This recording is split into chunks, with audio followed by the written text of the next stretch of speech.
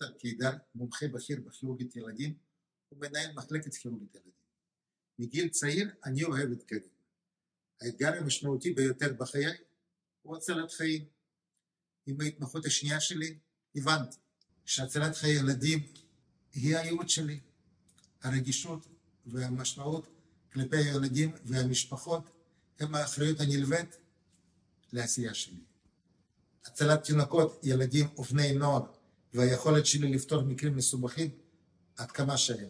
כל זאת על מנת לאפשר לילדים לחיות ולהתפתח כילדים בריאים ושמחים. כמומחה בכיר ומנהל מחלקה אני מקבל בחמשת המרפאות שלי אחר הצהריים. גם דרך קופות החולים, גם באופן פרטי. המטרה שלי לחנך למניעת מקרים וסיכונים מיותרים בילדים. נתראה.